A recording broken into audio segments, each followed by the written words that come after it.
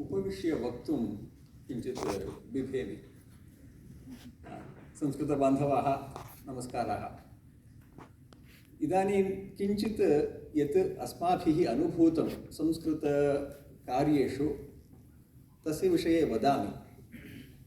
तथा भवन्तः अपि कर्तुम् अर्हन्ति एव, यतः अस्माभिः एतादृशाः प्रयोगाः पूर्वं कृताः। तेन वयं साफल्यमपि दृष्टवन्तः। बहूनि केन्द्राणि तद्वारा निर्मितानि, बहवः जनाः च पठन्ति। तर्हि केन मार्गेण वयं तथा प्राप्ताः इति वदामि। तत्र किं साधु, किम् अनुकार्यं, किं परिवर्त्य अनुकार्यम् इति भवन्तः चिन्तयितुम् अर्हन्ति। सन्दर्भः यथा अपराह्ने गोविन्दमहोदयः प्रश्नत्रयं कृतवान्। भवतां केन्द्रेषु कानि नगराणि सन्ति यत्र संस्कृतवर्गाः इदानीं न प्रवर्तन्ते? के विश्वविद्यालयाः सन्ति यत्र संस्कृतं वयं पाठयितुम् अर्हामः? भवतां संस्कृतेन कः सम्बन्धः, व्यक्तिगतः सम्बन्धः कः इति प्रश्नत्रयम् उत्थापितवान्। तानेव प्रश्नान् मनसि कृत्वा इदानीं किञ्चित् विचारयामः। अस्मिन् वर्षे सर्वेषु शिबिरेषु बहुषु वर्गेषु च रामायणमेव धारारूपेण प्रवर्तते। अतः रामायणात् एव कथाप्रसङ्गान् काञ्चन स्वीकृत्य विचारयामः। हनुमन्तं वयं सर्वे जानीमः। तस्य कथासंक्षेपम् अथवा कथाप्रसङ्गसंक्षेपं किञ्चित् आदौ उक्त्वा अग्रे सरामः। अनन्तरं ये इदानीमेव संस्कृतं पठितुम् आरब्धवन्तः, नाम L1 स्तरे, तेषां यदि अवगमने क्लेशः भवति हस्तं प्रसारयन्तु।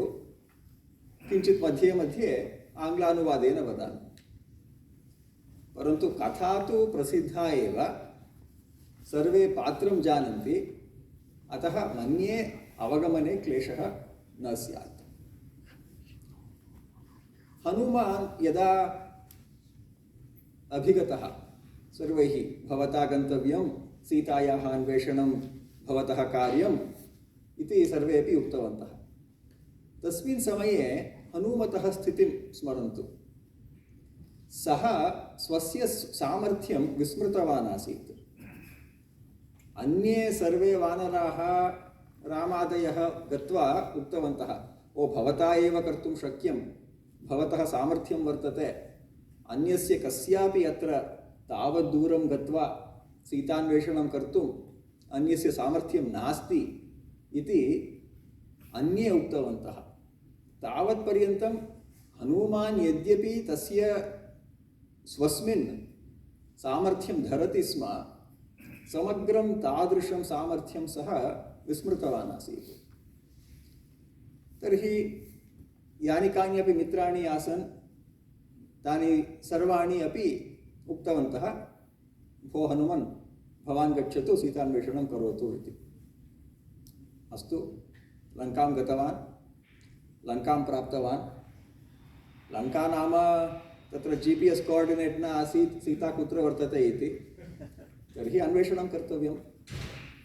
वनात् वनं गच्छति, भवनात् भवनं गच्छति, सीता न दृष्टा। सुन्दरकाण्डे विवरणं वर्तते। यदा सीता तेन न दृष्टा, हनुमतः मनस्थितिः कीदृशी भवति इति। सः वदति, तत्र विद्याधरस्त्रियः मया दृष्टाः, तत्र अन्याः राक्षस्यः मया दृष्टाः, परन्तु सीता न दृष्टा, जनकात्मजा न दृष्टा। एवं चिन्तयन् सः मन्यते, मम कार्यमेव इदानीं सीतान्वेषणं। यदि एतत् कार्यं न साधयामि तर्हि रामः दुःखितः भवत्येव। तर्हि यत् कार्यं कर्तुम् अहम् अत्र प्रेषितः तत् कथं साधयामि? चिन्तामग्नः भूत्वा अनन्यगतिकतया सः केनापि स्मर्यते सः किं करोति तदा इति?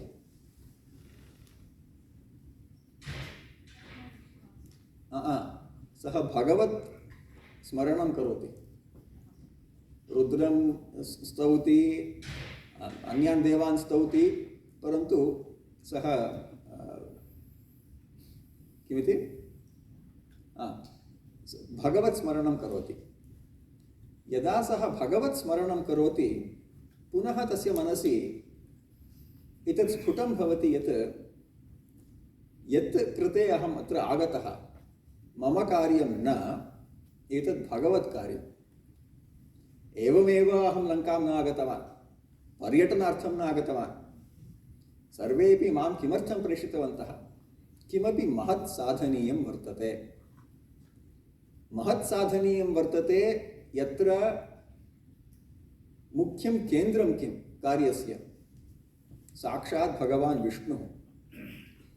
तर्हि साक्षात् भगवतः विष्णोः कार्यं कर्तुम् अत्र अहम् आगतः।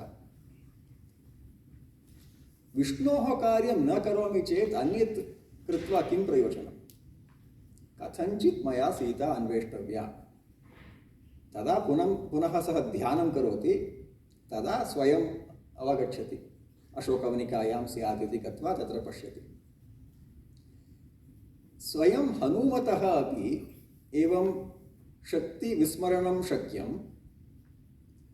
अनन्तरम् आत्मविश्वासः अपि कदाचित् न्यूनः भवितुं शक्यः।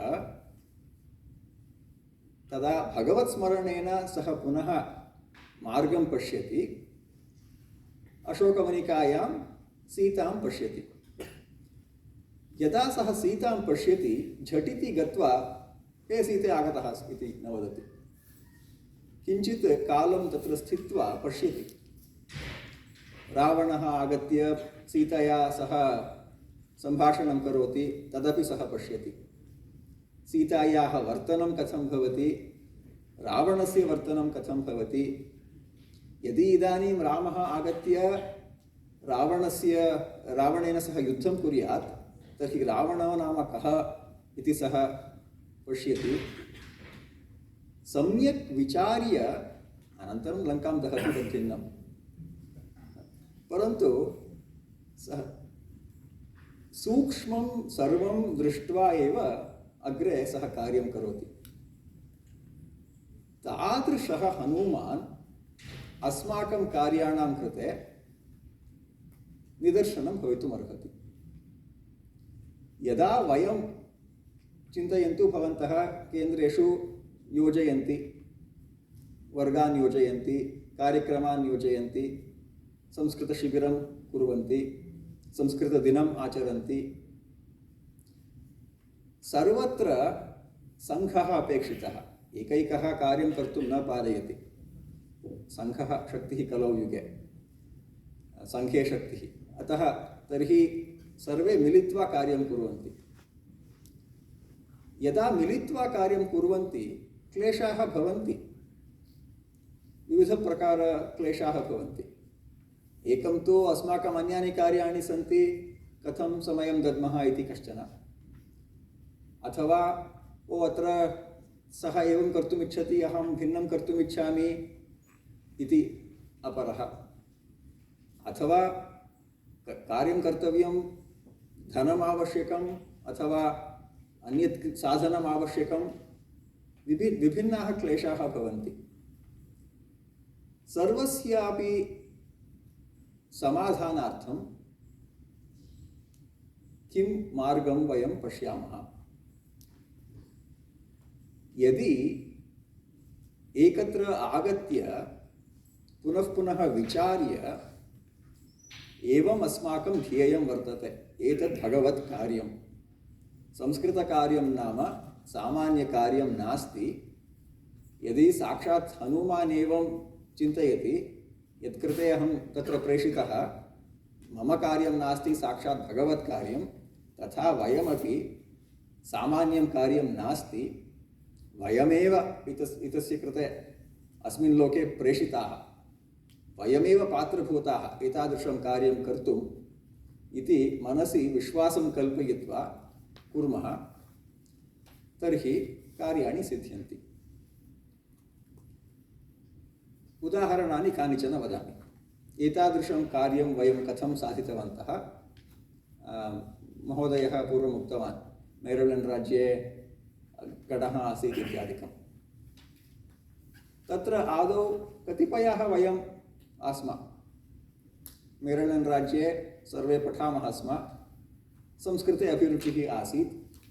तर्हि आगत्य पठनीयम् इति आग्रहः कदाचित् भवति स्म मनसि, परन्तु एवमेव एकाकिनः न पठामः। यदा 10 दिनात्मकं शिबिरं यथा भारते भवति तथा अत्र सप्ताहान्ते शिबिरम् आसीत्। तदेव एकम् आरम्भचिह्नमिव स्वीकृत्य प्रायेण 6 मासाः यावत् निरन्तररूपेण पठितवन्तः एकस्मिन् वर्गे। तथा पठित्वा किञ्चित् अस्माकं केषाञ्चन पूर्वम् अनुभवः आसीत्, संस्कृतस्य परिचयः आसीत्, अतः नूतनतया संस्कृतं प्रविष्टवन्तः इति न, परन्तु किञ्चित् विस्मृतवन्तः अपि। यतः प्रौढशालायां संस्कृतं पठितवन्तः, अनन्तरम् इंजिनियरिङ्ग् इत्यादिकं कृतं, तदा सर्वं संस्कृतं त्यक्तं, पुनः तस्य उज्जीवनार्थं समयः अपेक्षितः आसीत्।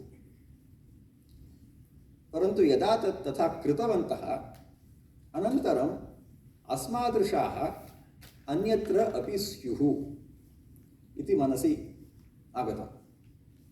अतः वयमेव संस्कृतं पठामः इति न, भवन्तः सर्वेपि पठन्ति एव, तर्हि अन्ये अपि संस्कृतं पठितुम् इच्छन्ति।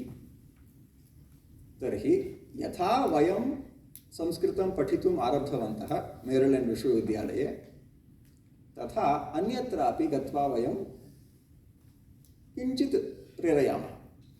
वयं कृतवन्तः, भवन्तः अपि कुर्वन्तु। तथा पर्ड्यू मध्ये गोविन्दराजस्य वर्गः आसीत्, तत्र गत्वा पाठितवन्तः। नार्त् केरळा मध्ये कश्चन वर्गः आसीत्, तत्र पाठितवन्तः। डेट्रायिट् मध्ये कदाचित् कुमारस्वामी महोदयः आयोजितवान्, तत्र गत्वा पाठितवन्तः। एवं विभिन्नेषु स्थानेषु कृतवन्तः। सर्वत्रापि इदानीमपि प्रवर्तते प्रायेण न। यत्र वयं प्रयत्नं कुर्मः तत्र अस्माकं यत्ता, अग्रे यत्र भवति भवति, परन्तु प्रयत्नं तादृशं कर्तव्यम् एव। यदि वयं नाम किं, किञ्चित् संस्कृते इच्छा वर्तते, किञ्चिद्वा सामर्थ्यं वर्तते, तत्सर्वं प्राप्य वयं न कुर्मः चेत् किं प्रयोजनं जीवितेन इत्येव वदामि।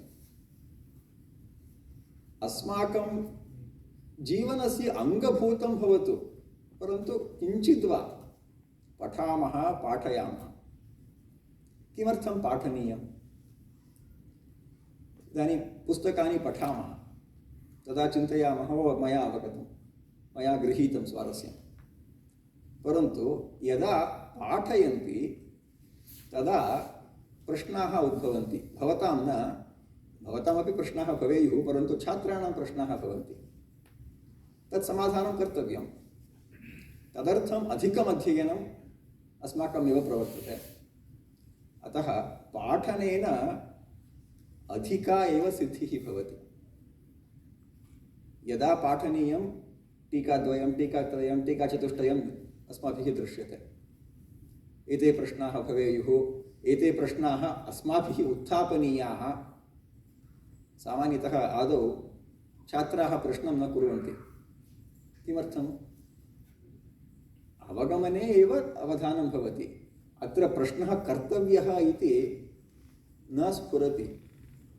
परन्तु वयमेव किञ्चित् प्रश्नान् उत्थापयामः चेत् अग्रे एतादृशेषु प्रसङ्गेषु अवधानं कर्तव्यम् इति मनसि दृढा मतिः भवति। तर्हि पाठनं यदि भवन्तः कुर्वन्ति, किञ्चित् कालानन्तरं भवतां ज्ञानं नितरां वर्धते। एतत् सर्वं कर्तुं कार्याणि बहूनि भवन्ति। यदि युगपत् सर्वं कर्तुं भवन्तः प्रवर्तन्ते, ओहो किं करोमि, एतत् कर्तव्यं तत् कर्तव्यम् इति क्लेशः भवति। तदर्थम् आद्यता कल्पनीया। आद्यता नाम प्रयारिटी। अस्मिन् वर्षे, अस्मिन् मासे, अस्मिन् सप्ताहे अत्र अवधानं कुर्मः इति आद्यतां कल्पयामः। आद्यतां कल्पयितुं कः मार्गः? भवतां गणः भवति, गणे चर्चा आवश्यकी, किञ्चित् विचारविनिमयः आवश्यकः।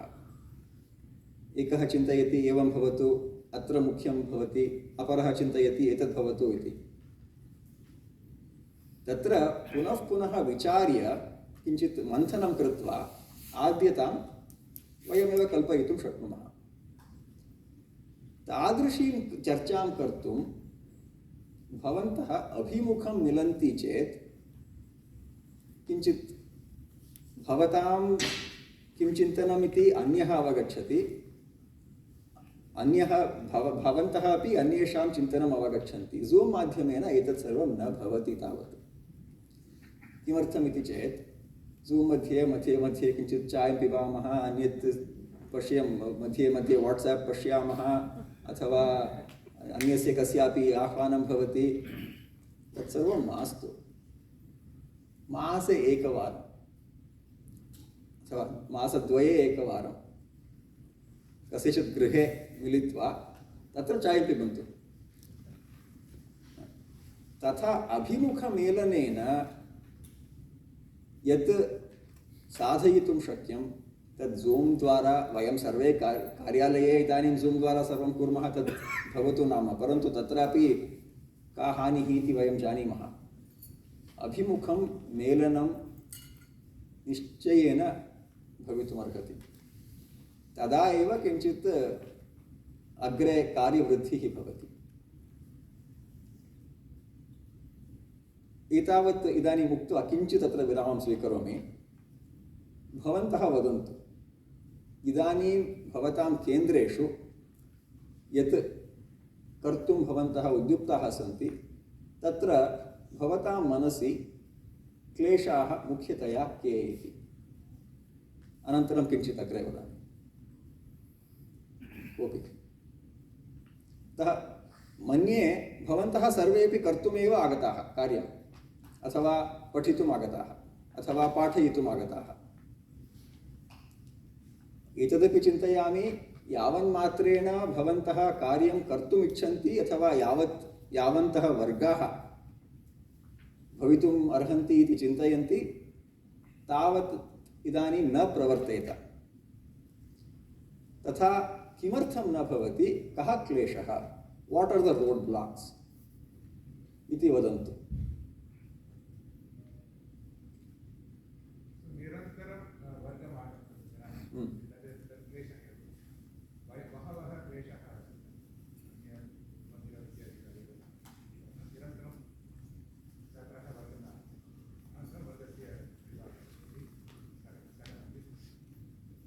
निरन्तरं छात्राः वर्गं न आगच्छन्ति, तदा वर्गस्य संख्यायां न्यूनता भवति।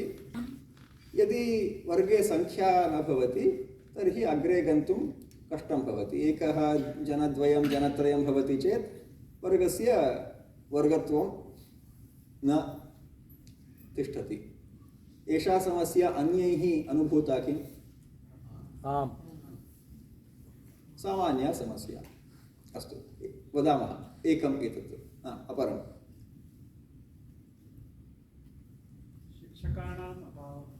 शिक्षकाणाम् अभावः।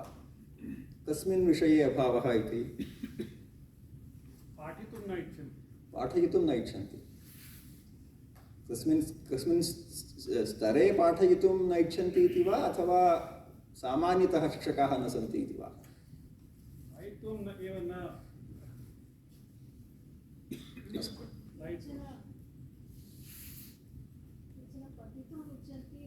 पाठयितुं न इच्छन्ति। शिक्षकः पाठयितुम् इच्छति इत्येव खलु।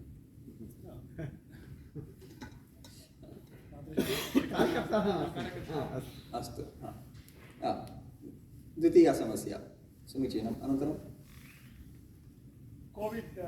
कोविड् अनन्तरम् अभिमुखमेलनम् आगन्तुं जनाः कार्यकर्तारः किञ्चित् किं वदामि क्लेशम् अनुभवन्ति इति न उत्साहः समीचीनं ते तु बहु व्यस्ताः सर्वदा ते आन्लैन् माध्यमेन अस्ति चेत् एव पठितुं शक्यः नो चेत् समीचीनम् अस्तु केचन आन्लैन् माध्यमं त्यक्त्वा अन्यत्र पठितुं वा पाठयितुं वा न इच्छन्ति अस्तु गच्छता कालेन संस्कृतज्ञान अर्जनं किञ्चित् स्थगितं भवति प्रगतिः न भवति समीचीनं पञ्चसमस्याः अत्र सन्ति तान् विचारयामः इदानीं ततः आरम्भं कुर्मः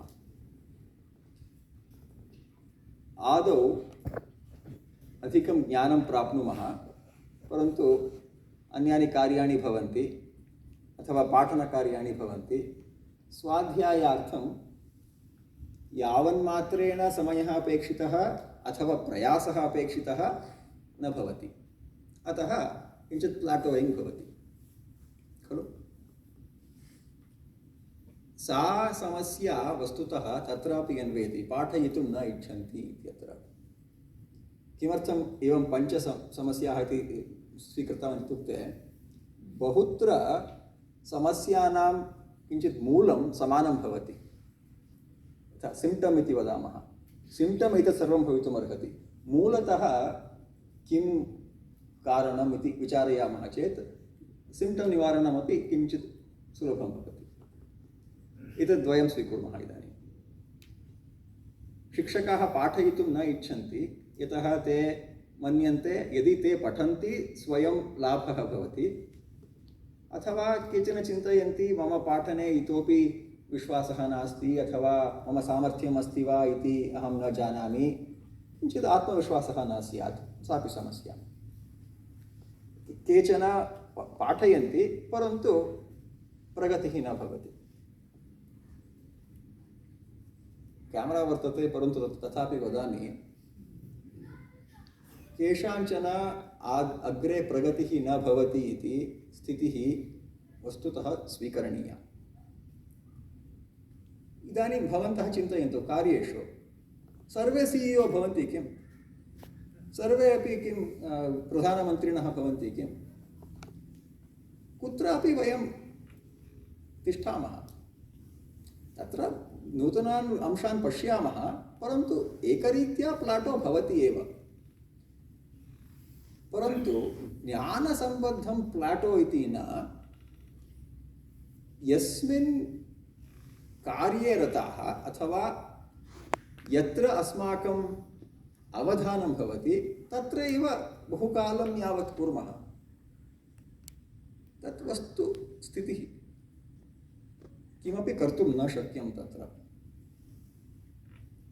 परन्तु यदा ते पाठयन्ति किञ्चित् विविधेषु वर्गेषु योजयति चेत् किञ्चित् अधिकम् इदानीं मया पठनीयम् इति मनसि तेषां भवेत् मनसि भवति अग्रे कुर्वन्ति अग्रे पठन्ति वा न जानीमः केषाञ्चन सामर्थ्यं तावदेव ओ तथा मा भूत् सर्वे अपि अग्रे अग्रे पठन्तु अग्रे अग्रे कुर्वन्तु इति अपेक्षां कुर्मः चेत् तथा न भवति मानवस्वभावः एव एवं कदाचित् आत्मतृप्तिः भवति मया एतत् कृतं तत्रैव मम इदानीं सन्तोषः वर्तते यदा सा भावना उत्पन्ना भवन्तः यत्किमपि वदन्तु अग्रे प्रगतिः न भवति तर्हि किं कर्तव्यम् अस्माभिः कार्येषु योजयन्तु तान् तेषु कार्येषु एव योजयन्तु यत्र तेषां पात्रता स्यात्। तर्हि अस्माकं दृष्टिः अपि किञ्चित् भिन्ना भवेत्। सर्वदा वयं चिन्तयामः चेत् न न न सर्वैः अग्रे अग्रे, okay, let's also be real, तदेकं। परन्तु ये एवं पाठयितुं न इच्छन्ति परन्तु अग्रे अग्रे पठितुमेव इच्छन्ति, तेषां कृते कथञ्चित् चपेटां वा दत्वा पाठयतु इति वक्तव्यं। चपेटां ददातु इति न, परन्तु कथं तथा कर्तुं शक्यं? यदि परस्परमेलनानि पुनः पुनः भवन्ति, अभिमुखमेलनानि, तदा यः सम्बन्धः कल्पितः भवति, इदानीं भवतः गृहम् आगच्छामि प्रतिसप्ताहं, चायं पिबामि, किञ्चित् सम्बन्धः कल्पितः भवति, केवलं संस्कृतम् इति न, परन्तु व्यक्तिगतसम्बन्धः भवति। तथा भवति चेत् अग्रे भवान् एव मम आर्म् ट्विस्टिङ्ग् करोति, भोः किञ्चित् करोतु इति। तादृशेन सम्बन्धेन एव अग्रे प्रवर्तनं भवति। यदि वयं केवलं 1 hour Zoom कॉल कुर्मः, अस्तु अभवत्, check action items, review action items तत्सर्वं कुर्मः, तथा न भवति एव। अन्ततो गत्वा अत्र परस्परसम्बन्धः, गणे सम्बन्धः न भवति चेत् एतादृशानां समस्यानां निवारणं न भवति। अतः मिलन्तु कालक्रमेण आर्म् ट्विस्टिङ्ग् कथं कर्तव्यम् इति भवन्तः एव अवगच्छन्ति।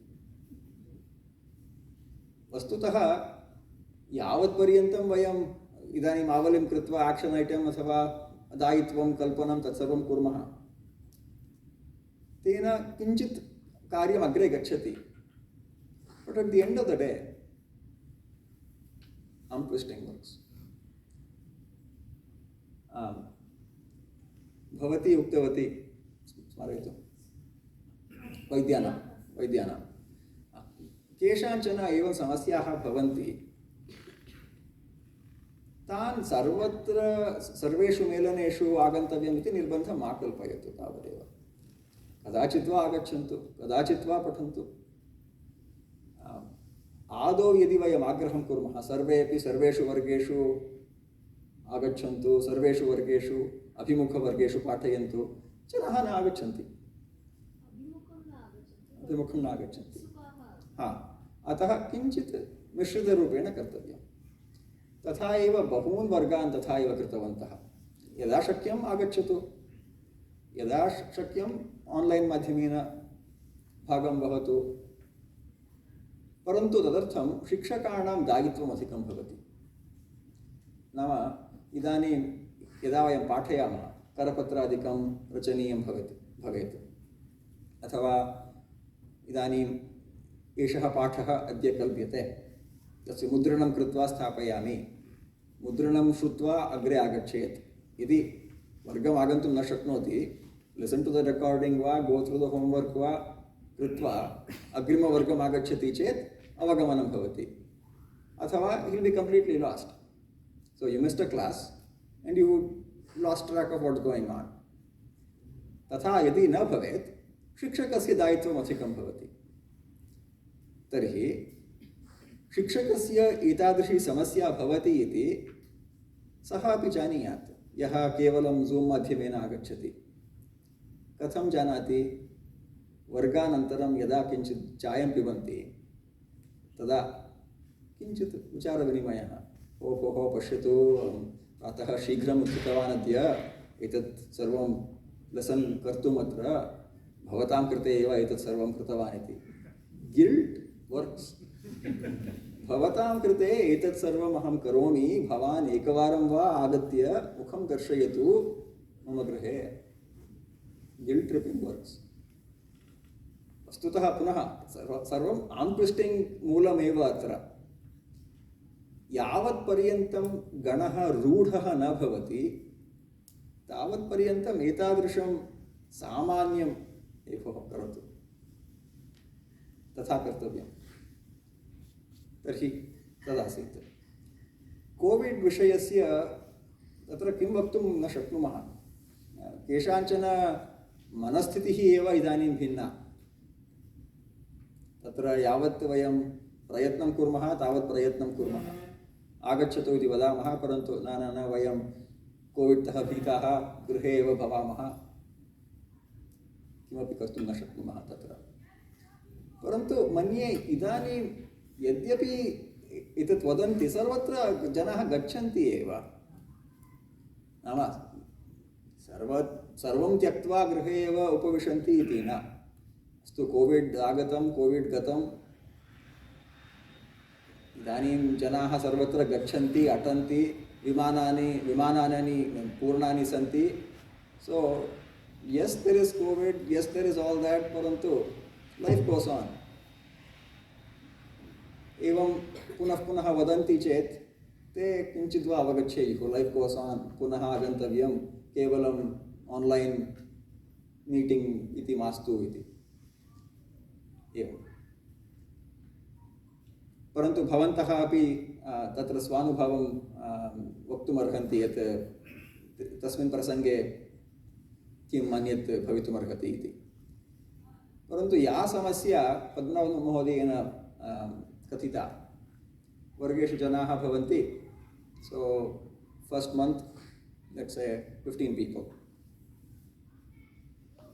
अनन्तरं 15 दिनानि गतानि, सो मन्त् 1.5 12, मन्त् 2 8, मन्त् 3 4, एवं जनानां संख्या न्यूना भवति चेत् किं कुर्मः इति।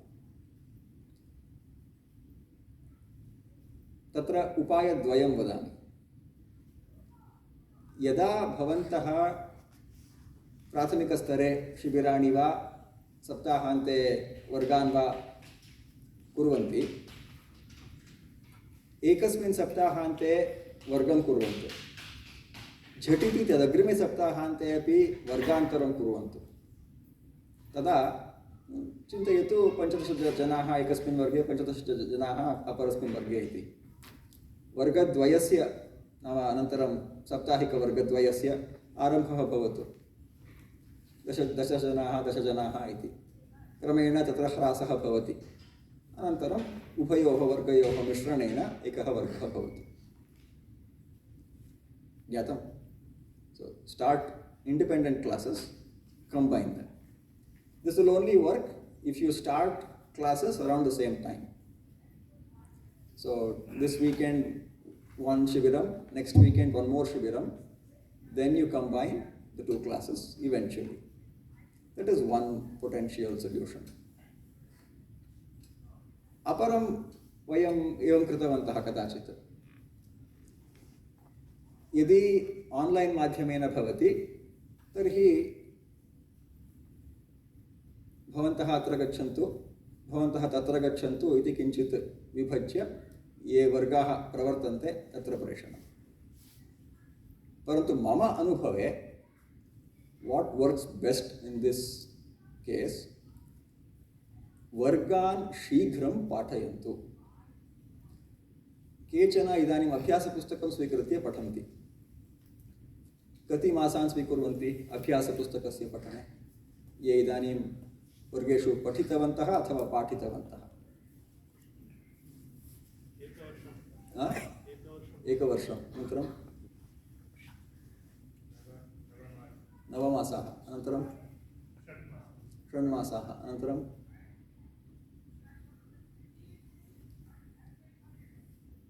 अभ्यासपुस्तकं मासद्वये समापयन्तु। ओहो, बहवः विषयाः सन्ति, समापयितुं न शक्नुमः, छात्राः न अवगच्छन्ति इति चिन्तयन्ति चेत् चिन्ता नास्ति, अग्रे अग्रे अग्रे गच्छन्तु। किमर्थं? अग्रिमं पुस्तकं किं स्वीकुर्वन्ति? अभ्यासदर्शिनी वा भाषाप्रवेशः वा किमपि स्वीकुर्वन्ति। ये विषयाः अभ्यासपुस्तके सन्ति ते एव विषयाः तत्रापि किञ्चित् भवन्ति। सो किञ्चित् अग्रे अग्रे गत्वा छात्राः विषयान् न गृहीतवन्तः, चिन्ता नास्ति, यदा अभ्यासदर्शिनीं पठन्ति तदा पश्यन्ति।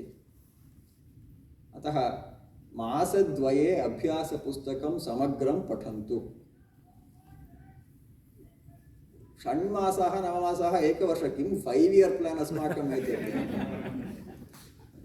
शीघ्रं पठनीयं। शीघ्रं पठनीयम्। अनन्तरं गृहकार्याणि अपि दातव्यानि। वर्गे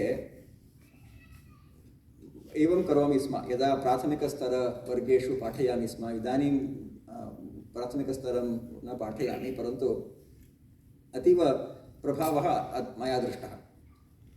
प्रतिवर्गम् आदौ 15 निमेषाः, अस्माकं वर्गः नाम घण्टात्मकः, आदौ 10 वा 15 निमेषाः वा गृहपाठस्य परिशीलनम्, अनन्तरं नूतनः पाठः। नूतनस्य पाठस्य कृते प्रायेण 20 निमेषाः अथवा अर्धघण्टा, अनन्तरम् अन्ते 15 निमेषाः। तदग्रिमे सप्ताहे किं कर्तव्यं गृहपाठे इत्यस्य विचारणं। सो होम्वर्क् दातव्यं। वर्गे किञ्चित् भागं कानिचन वाक्यानि पठन्तु। टेम्प्लेट् प्राप्तं भवति, होम्वर्क् यच्छन्तु। परन्तु सर्वे गृहपाठं कुर्वन्ति न कुर्वन्ति।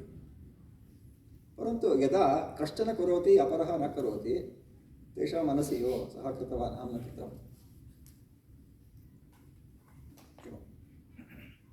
अन्यत्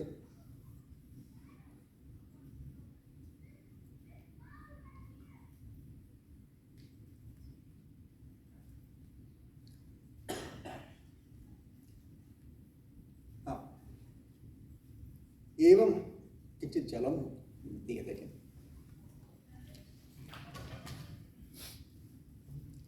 वर्गेषु एवं सह पठामः चेत् निश्चयेन एतत् सिद्धं भवति। धन्यवादः।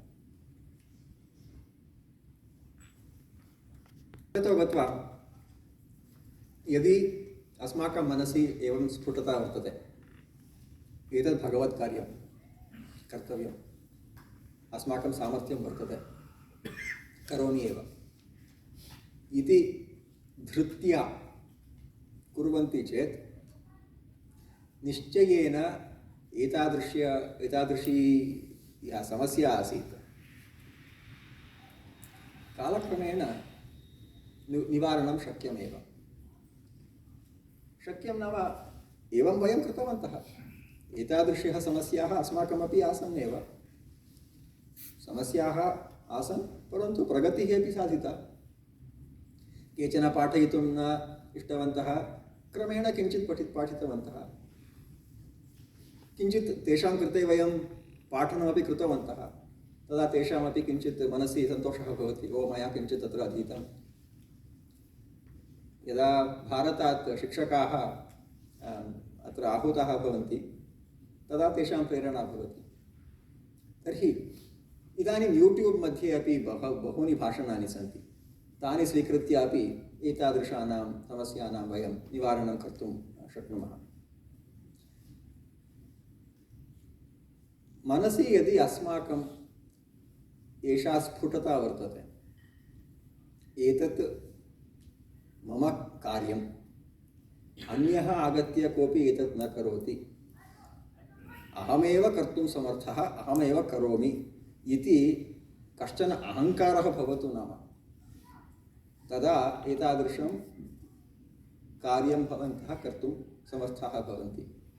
यथा रामायणे उक्तमेव खलु, यं पालयसि धर्मं त्वं धृत्या च नियमेन च सत्वं राघवशार्दूल धर्मस्त्वमपि रक्षतु इति। तर्हि वयं धर्मो रक्षति रक्षितः, अस्माकं कार्यम् एतद् वर्तते, कुर्मः। तत् कार्यमेव अग्रे प्रेरयति। यदा समस्याः भवन्ति, गणशः मिलित्वा चर्चां कुर्मः, समाधानं निश्चिनुमः। यत्र तथापि समाधानं न भवति, गोविन्दमहोदयम् आह्वयतु, सः डेमो कृत्वा सर्वं दर्शयति इति शम्। हरि ओम्।